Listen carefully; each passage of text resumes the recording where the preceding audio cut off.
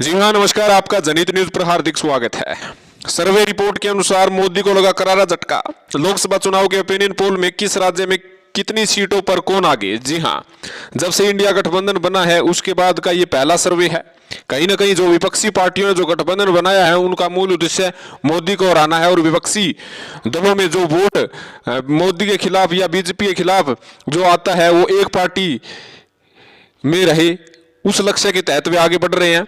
और इसमें कहीं ना कहीं इस वक्त जो ओपिनियन पोल आया है, सर्वे रिपोर्ट आई है, उसमें कहीं ना कहीं झटका लगता हुआ भी नजर आ रहा है। ये देखिएगा, ये सीटें ऐसी है जहां पर बीजेपी और एनडीए जो है आराम से जीत दर्ज कर रहा है, जिसमें गुजरात की 26 लोकसभा सीट है, महाराष्ट्र की 25, उत्तराखंड की 5, हिमाचल प्रदेश की 3, वेस्ट बंगाल की 6, असम की 8, अरुणाचल प्रदेश की 1, राजस्थान की 23, हरियाणा की 5, दिल्ली की 3, जम्मू की 2, कर्नाटक की 8, तेलंगाना की 2, उड़ीसा की 4, बिहार की 10, झारखंड की 5, उत्तर प्रदेश की 50, मध्य प्रदेश की 24, छत्तीसगढ़ की 5। तो टोटल सीट होती है 215। 215 सीटों पर बीजेपी यानी एनडीए गठबंधन मजबूत है, लेकिन जो बाकी सीटों पर आर पार की जंग है। लेकिन जो विपक्षी गठबंधन है वे भी कई ऐसी सीटें हैं जहां पर आराम से जीत रही है। ये देखिएगा, इन सीटों पर विपक्षी गठबंधन जो आराम से एक तरफा जीत है, जिसमें केरला की 18, तमिलनाडु की 30, वेस्ट बंगाल की 7, कश्मीर की 3, हरियाणा की 1, बिहार की 1, झारखंड की 1, उत्तर प्रदेश की 4, पंजाब की 13, तेलंगाना की 4, आंध्र प्रदेश की 25, असम की 2। तो इस प्रकार 109 सीटों पर विपक्षी गठबंधन आराम से जीत रहा है। वो आराम से जीतने का अर्थ है कि किसी प्रकार से कोई फाइट बीजेपी या एनडीए गठबंधन से नहीं है।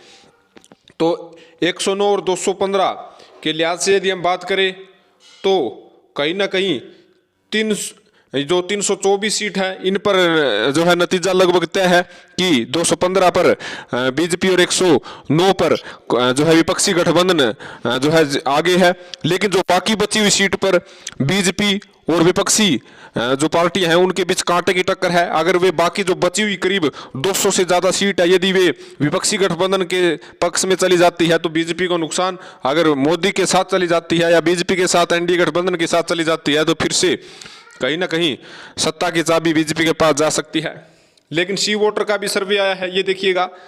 सी वोटर का सर्वे कहता है कि जो साउथ इंडिया है, जो दक्षिण भारत है, 2024 के लोकसभा चुनाव के ओपिनियन पोल की जो 132 सीटों का इन्होंने बताया कि इंडिया गठबंधन को 78, बीजेपी को मात्र 22 और अन्य जो पार्टियां उनको 32 सीट आ सकती है। यहाँ पर जो दक्षिण भारत है वहाँ से कहीं ना कहीं बीजेपी के लिए सबसे बड़ा नुकसान होता हुआ नजर आ रहा है। एनडीए गठबंधन के लिए अच्छी खबर है और अन्य पार्टियां जो है अच्छा जो है बीजेपी से करती हुई नजर आ रही है। वहीं बात करें बिहार की, बिहार के लिए इन सी वोटर ने कहा है कि इंडिया गठबंधन को 23 सीट आ सकती है, एनडीए गठबंधन को 16, तो अन्य को 1 सीट आ सकती है। ये दिखा रहा है, ये देखिएगा। इन्होंने साफ तौर पर कहा है कि बिहार में एनडीए गठबंधन 23 सीट पर जीत दर्ज कर रहा है। सी वोटर वेस्ट बंगाल के लिए कह रहा है कि टीएमसी को 24 सीट आ रही है, बीजेपी को 16 और कांग्रेस को 2 सीट आ रही है, यानी बीजेपी 16 सीट पर जो है वेस्ट बंगाल में सिमट सकती है। महाराष्ट्र की बात करें तो जो एमवीए यानी कि जो महागठबंधन है, जो उद्धव ठाकरे, शरद पवार, कांग्रेस का जो गठबंधन है, उसे 28 सीट आ रही है, एनडीए को 19, तो अन्य को 1 सीट आते हुए दिखाया। महाराष्ट्र के ओपिनियन पोल सी वोटर का कहना है। और पंजाब का कहना ये देखिएगा, पंजाब लोकसभा के लिए इन्होंने कहा है कि कांग्रेस को 7 सीट, आम आदमी पार्टी को 4, श्रोमणी अकाली दल को 1 और बीजेपी मात्र 1 सीट पर सिमटती हुई नजर आ रही है। कहीं ना कहीं इस ओपिनियन पोल में पंजाब में भी बीजेपी का खस्ता हालत होते हुए दिखाया है। हालांकि सी वोटर ने फाइनल अपना जो ओपिनियन पोल का रिजल्ट है वो दिखाया है। एनडीए को 295 से 335, यूपीए को 165 से 205 और अन्य को 35 से 65, यानी कि कांटे की जंग अब की बार 2024 के लोकसभा चुनाव में होनी है। और करीब लगभग 250 सीटों पर आर पार की जंग विपक्षी गठबंधन और बीजेपी एनडीए गठबंधन के बीच होने जा रही है। और ये 250 सीटें ही जो है तय करेगी। जो सी वोटर का कहना है उसके अनुसार एनडीए गठबंधन को 42% वोट मिल सकते हैं और इंडिया गठबंधन को 38% वोट मिल सकते हैं और अन्य को मात्र 20% वोट मिल सकता है।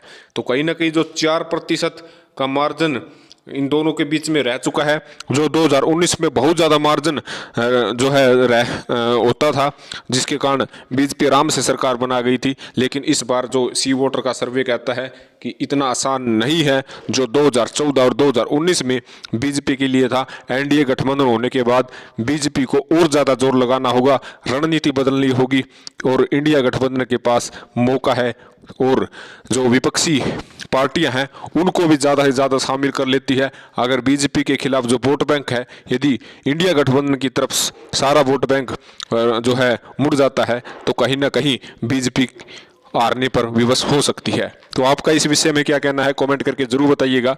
चैनल को जरूर सब्सक्राइब कीजिएगा। धन्यवाद।